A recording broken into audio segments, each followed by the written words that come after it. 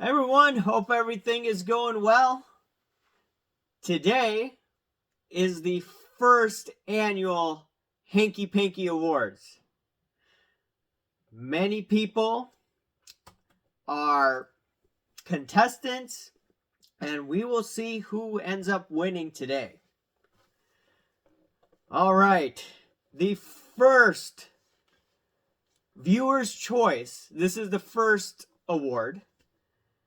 And I asked on Instagram, this is, once again, my fans determining who gets this award. Viewer's Choice Award, Shill Bidder of the Year.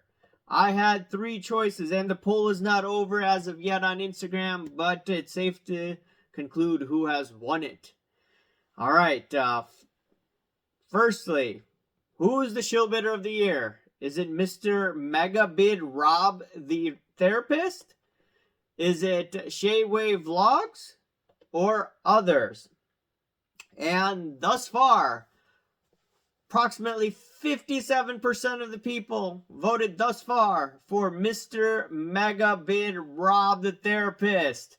Give him a round of applause. What I think is real and what I think isn't. But, I think the idea that people are creating fake comps on cards, right? That's the same thing as shilling, same thing as shill bidding. That pisses me off because I'm sitting here putting my blood, sweat, and tears into the hobby, and I'm doing it 100%. And to think that people are taking shortcuts when, probably a good 90% of us are playing fair, that just doesn't sit right with me. I know he's a little MIA, but hopefully he comes back and he could actually explain himself. Mr. Rob. That's right. The second award. Shout out to This Cardboard Life. He has, I would say, the post of the year. There's many posts out there on Instagram, on YouTube, Twitter.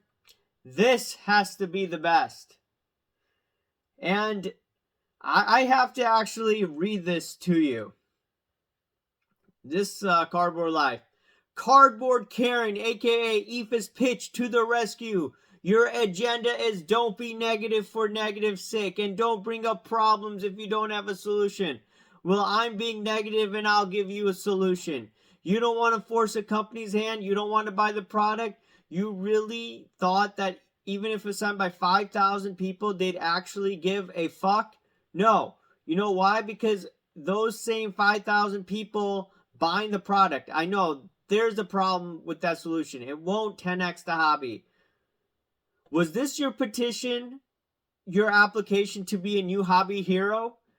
Where's that Titanic reel that your followers told you that they didn't follow you for content like? And how about the one where you demanded Jeff Wilson and his cronies take accountability for the damage they did to the hobby selling card picks? Oh, wait, you took them down. Which is weird considering you were in my DMs telling me Jeff wasn't a hill to die on, and the meme was clickbaitish. Even weirder that roughly a year later you text Sports Card Radio AI8 Sports calling them negative Nancy's, and we need criticism. But we need it informed by solutions to move us forward. Otherwise, you are a jester with nothing to add. Let me guess. This statement was really there to push your agenda to be the hobby's voice, the middle ground? People bringing shit to the surface has to have a solution? That statement is so short-sighted and agenda-based that I'm embarrassed for you. A reporter who reports on a drug cartel can't unless he has a solution to end the war on drugs? This isn't the hill to die on. And here's the solution since I'm being negative. Stop clout chasing and putting out clickbaitish content. You poke some bears to get your name out there. You got Sports Card Radio to trash your petition. You got me to meme you. Your 5 minutes are up. Go back to posting Mike Trout cards and stay in your lane. Nobody asked you about your fucking opinion to begin with. And stay out of my fucking DMs after you read this. Nothing will change my mind that calling you out wasn't well deserved. Oh, and Mike Trout struck out twice since I wrote this. The best. The best. This Sports Card Radio calls him the meme god. Oh my God. This was amazing post on IG. You got to see it if you haven't read it. Oh, yeah. And now he wants to boycott Tops. Mr. Ephus pitch. That's right. I don't know. Is that considered negative? Is he being a negative Nancy, as I was called? Just asking questions. All right. The next award, I would go to the comment section. And I want to look at this Card Collector 2 video, and I want to look at where I thought he was maybe getting a loaded box, right? The comment of the year. I have to read this because this is an amazing comment. Because, once again, I read it a few weeks ago, but it has to be read again. It's by Colby Brand 5326. Oh my God, this is insane. This is going to take like 5 minutes to read. And this video is Sports Cards, Card Collector 2 getting loaded box, asking question, mere coincidence, question mark. Let's go to Colby's comment here. Colby Brand. This is the hammer nail dynamic at play. You guys have kind of turned into the info wars wing of the hobby, and you are all simply suffering from the self-fulfilling prophecy condition, which provides positive conditioning. It tells you guys that you are uniquely capable of seeing through the corruption and are capable of seeing things clearly, and others are not. Everything is confirming that you're right. Basically, you are all hammers in search of nails, and everything looks like a nail. I think it's also unlikely. I don't think you guys look at the cost-benefit analysis for Fanatics versus the potential exposure they'd face if this were true and came out. It seems extremely paltry. Okay, Card 2 pulls a Blaze Jordan auto with Blaze Jordan. With what added hype does this provide to cards? Maybe 2K more people watch the video, but even then, what added benefit of that video versus if he does not pull anything? For the box to be loaded, obviously he'd have to purchase the box from someone that was in on it. Where did he purchase the box? When did he announce that he was going to have Blaze Jordan on his show? I doubt this was planned more than 2 months out. When was the box packaged? If it's 2021, wouldn't that have been sealed a year ago? I do collect ultra modern baseball, so I don't know when 2021 stuff was boxed. Basically, for this to have been a conspiracy, Card Collector 2 would have to be on the know. Then whoever he bought the box from would have to be in on the know. Then some extremely high-level Fanatics person would have to facilitate the scandal with the folks who boxed the cards and ensured a Blaze Jordan was put in the box. All that trouble for something like Blaze Jordan began when his own card was pulled. It's just so improbable. It would mean a company the size of Fanatics is taking absolutely tremendous reputation, crushing risk, and putting that in the hands of someone they don't even know. What if Card Collector 2 flipped and snitched on them? It's just so unlikely. What would be more probable is Card Collector 2 somehow engineered it with placing the card in a pack somehow, but that seems totally illogical, and yes, implying that about him is totally disparaging, and while you're free to do that, you probably shouldn't. I realize that you didn't imply that, but I think that the InfoWars part of the hobby basically said it's free speech. I can say what I want. Yes, you can, but you guys ever ask yourself if it's wrong to sully someone's integrity without any real evidence? You say, I'm just asking real questions. Sure, but they're still directly creating harm. Basically, has John Doe ever beat his wife? Sure, it's just a question. But who isn't left with a negative impression of John? I mean, it's possible he beat his wife, and he was at least questioned on the subject.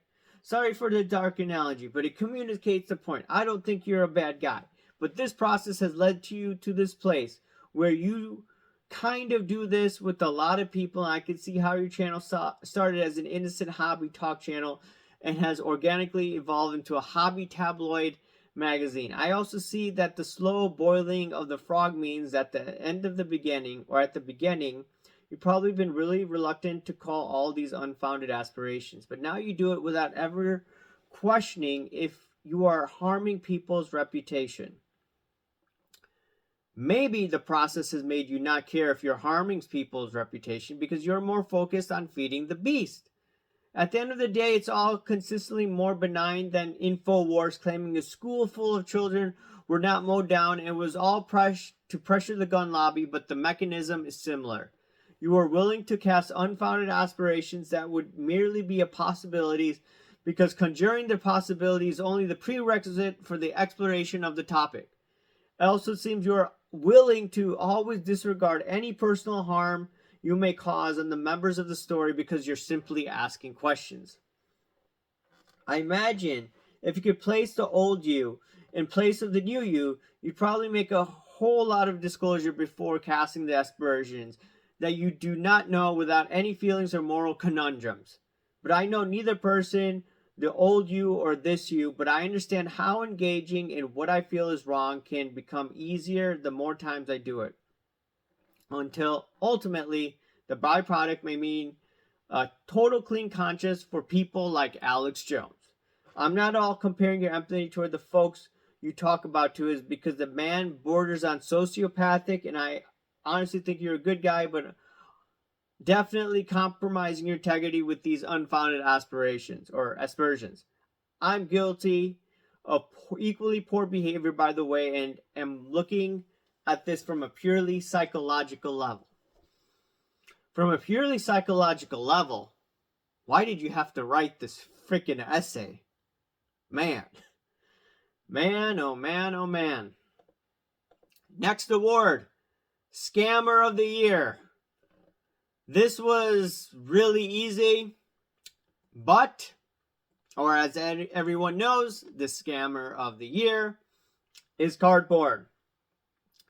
I'm going to read you a comment he wrote about me in one of his stories. Granted, he had 100,000 subs, 70,000 subs at the time, over a year ago, and I kept on calling him out. And he didn't mention me by name. He says, in case you are wondering how some of your favorite hobby shock jocks vloggers operate, here it is in a nutshell. They receive intel from some angry guy complaining about something from their mom's basement. They report this intel as fact in their YouTube video, which they filmed on their iPhone 3. They claim that the optics look bad, but then they say they really don't know what happened at all because they say they have to vlog about it because they researched it. Then they message the protagonist to comment about their made-up story. You say it's completely made up. You blocked the angry guy ages ago for being too angry and don't know his mom. They make another video about it. This time they upgrade their filming service to an iPhone.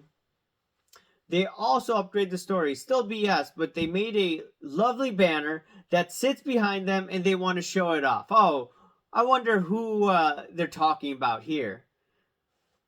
And then I lost it.